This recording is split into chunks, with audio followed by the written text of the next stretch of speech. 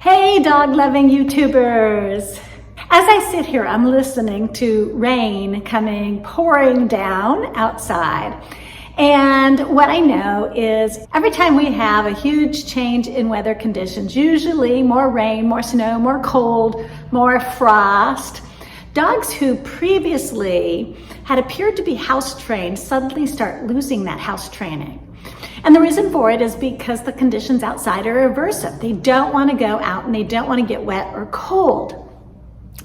And so with these dogs, with this struggle, we need to go back and redo our house training. We need to put in everything that we would be putting in if it was a tiny puppy for the house training process. So as much as possible, we're going to look for how we can provide that dog with an environment that is as attractive as possible, even though it might be raining.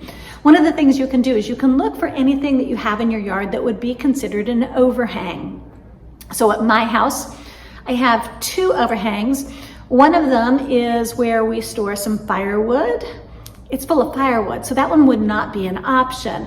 The other is our house has a slight overhang where the roof and the walls meet. So it comes out a little bit. That is going to be the driest spot that I have available. And so when I take my dog out to go potty, that's where I'm heading. Now, some people will decide that they're going to rig up a tarp so the dog can go under the tarp to go potty. Some people who have a covered porch area, they're going to put a doggy litter box on that covered porch. And of course, they'll be cleaning out that litter box on a regular basis, but they have an attractive spot for their dog to go potty.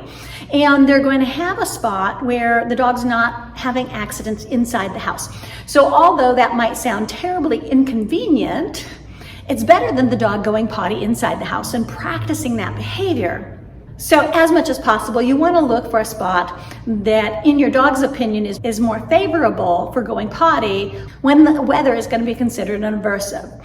You're going to take your house training all the way back to the beginning. So you're going to take your adult dog or your teenager dog or your puppy out on leash, take it to that spot.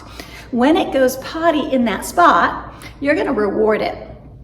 Now, that might be a food reward, but if there's other things your dog likes, then pull those out of your bag of tricks.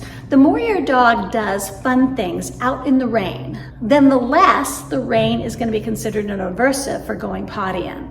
So when Huli was a tiny puppy, I had this same problem with her. She would go to the garage door, she would stand, she would look at the rain, and she'd turn around and head back inside. And so I had to take her out on leash.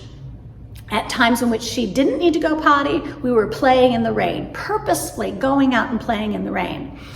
And at times in which she didn't need to go potty, I would take her to the more attractive spots for her, where there was that little bit of an overhang, and I would let her go potty.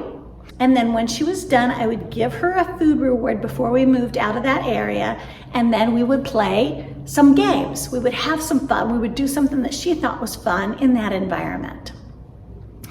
Now, if you take your dog out and it doesn't go potty at that time, you want to make sure it doesn't have an opportunity to have an accident in the house. So this means my young puppy or my adult dog or my teenage dog is going into some type of confinement space. The smaller the confinement space, the less likely your dog is to have an accident.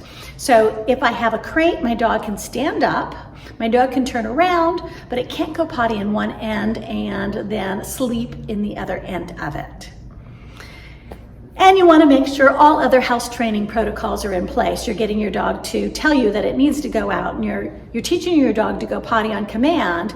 You're taking your dog out at a scheduled time when you know it needs to go. So track the elimination, track when your dog needs to go, make sure that you're rewarding your dog for going potty outside, and make sure that you're using a pet-specific product for cleaning up after those accidents. Okay, I wish you all the luck with this struggle. If you like this video and want to see more of our videos, click the like and subscribe button so you get notifications when we post a new video.